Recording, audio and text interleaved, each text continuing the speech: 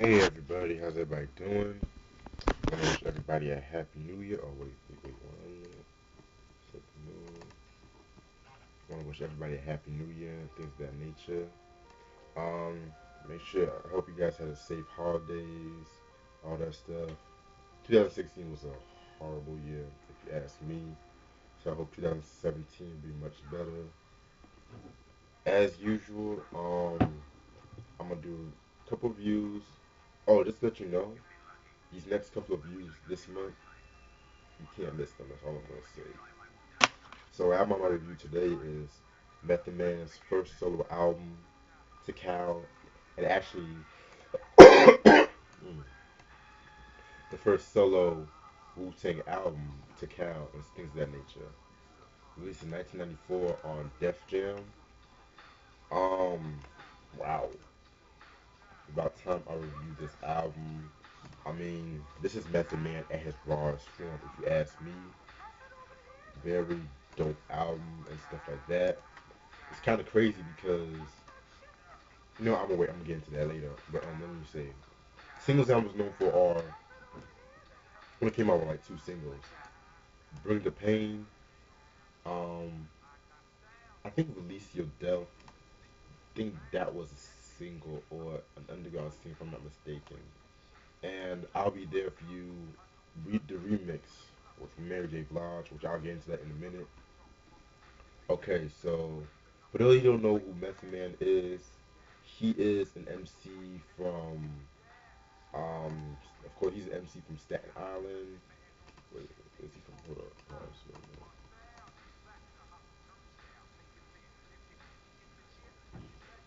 Long Island. He's from Long Island. Um, he got his start like in '92. He joined the Wu Tang Clan and things like that and stuff like that. Wu Tang. You guys that you know who Wu Tang is. I reviewed 36 Chambers, the first solo album, which is their best album in my opinion. Yeah, you can say this is my favorite album from them, in my opinion.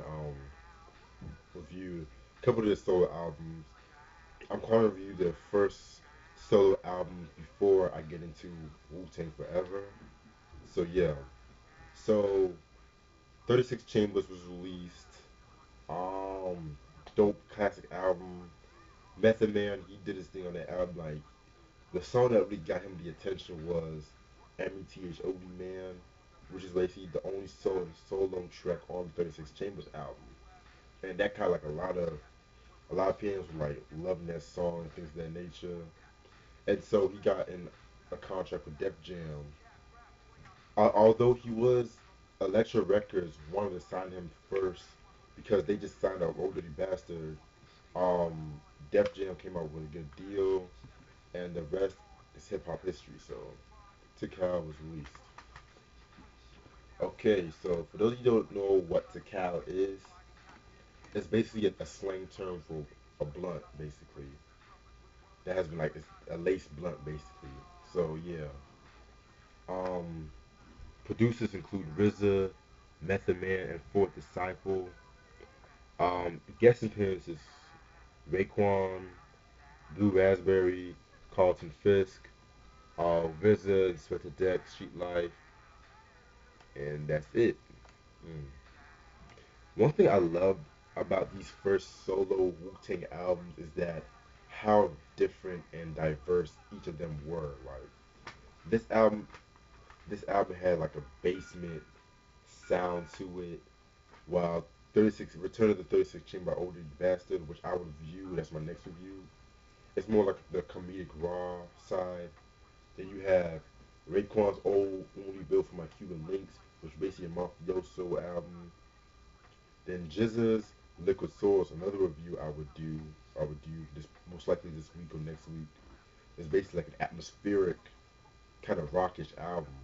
And then last but not least, you have Ghostface Iron Man, which is like a black exploitation album. Like RZA basically did his thing from producing those records, and that's why when it comes to like early Wu Tang from like '92 to maybe 1990 or maybe '92 to 2000, like RZA was just mad genius behind it. You know what I'm saying?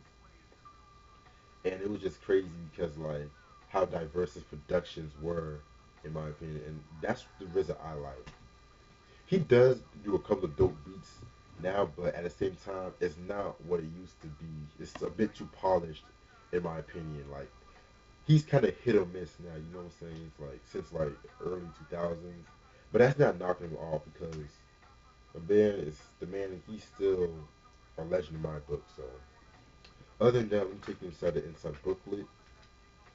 And in case you guys can hear in the background, that is Bring the Pain, which is another single from the album. Classic song if you ask me. You see this cover right here? Pretty dope grimy cover. See like meth meth man or I think it's blowing out some smoke. And you have him in the background right there in case you guys see that. And then there's some of this shit right here. Shout outs and all that stuff, you know. Alright. Okay, so this song basically the album basically has 13 tracks. Let's get started. Track number one, Tical. Um, nice way to start off the album. Like I said before, Tical basically a slang term for marijuana, a blunt, a lace blunt. So yeah, dope way to start the album. I love that beat. Like I love how meth was just flowing on that beat and shit like that. That's probably one of RZA's most underrated beats, if you ask me. Track number two, Biscuits. Um, another dope track. In case you guys don't know what biscuits are, from what I looked up, it's just basically a slang term for a gun, basically. And it's kind of like him metaphorically using a gun to spit like dope rhymes, and he uses rhymes as bullets and stuff like that. Kind of a dope concept. I like that. Then we have Bring the Pain, which was just playing in the background.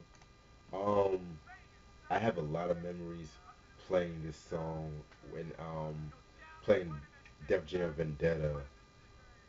When this song just come on when I'm battling Method Man, I had a lot of memories with that song. Another dope ass song right there. That song, every time I hear that song, it just gets me hype. You know what I'm saying? And yeah, another classic song. Then we have All I Need. Um, okay, so this is not the version of Mary J. Blige that you think of. That was actually the Razor Sharp mix, and they renamed that to "I'll Be There for You." You guys know what I'm talking about. That song won both of them a Grammy. This one, it's like a more darker beat to it and stuff like that. It's kind of like more of a hardcore song right there. In terms of production, pretty dope song, but to be honest with you, I kind of prefer like the version he did with Mary J. Blige. That's not saying this version is bad though, but it's just that because I was more used to that version and like I had a lot of memories jammed to that song and stuff like that. What else about this song? What else about this song? Because there was like a lot of dope remixes, and that there was a Razor Sharp mix, and Puffy did his remix to that song. So I'll post a link to those remixes. Track number five, What the Blood Clot, which is playing in the background. Very interesting song because it's a very raw song. One of my favorite songs off this album. Um, from what I looked up about that song, he actually wrote that song after an argument he had with the Wu Tang Clan, and like he was just voicing his frustrations at that time because if you guys should know that I don't mean to throw no shade or nothing like that, but there were certain Wu members that were a bit jealous of Method Man's success and stuff like that. That he was a focal point of the group. And if you watch, I think the show documentary, which I think was Russell Simmons had that stuff. There was a clip when they were arguing and stuff like that. So yeah, I thought that was very interesting. But yeah, that's just how I feel. I'm not gonna spread no drama, nothing like that. Yeah, what the blood clot, dope song right there. Track number six, Meth vs. Chef, featuring Raekwon. Um, Probably my favorite song off this album, maybe. Um, what I got from that song, basically, well, a little backstory. Okay, so this is something I've read about, but you guys should know. I'm a Wu Tang head should know. Um, Certain beats RZA would make, like say one member liked it and another member liked it too, they would have to battle for that beat. So this is basically what Method Man and Raekwon were doing and stuff like that. So in my opinion, I think Raekwon he stole the show from that song, and that's kind of crazy because I don't get I like Raekwon though, but like at the same time though, usually like when he is rapping alongside with people like Ghost, like it's mostly Ghostface that steals the show, and that's not taking anything from Raekwon because Raekwon does his thing. Like, but at the same time though, he's not as consistent though. Because let's be real, the mobility. I mean, that has some dope cuts, but it wasn't all that. The Lex Diamond story, that was some ass right there. Then he came back with like only built for my Cuban Links 2, which is I need to get my hands on that album. Shaolin vs. Wu-Tang, that was pretty dope. And then he kind of fell down with that luxurious that album he came out with 2015 if I'm not mistaken, that luxurious art that bullshit album like but other than that like Raekwon he's still a dope member from the Wu so yeah. Track number 7 Sub Crazy. um that song was okay, not really too crazy about that one. Then we have Release Your Delf.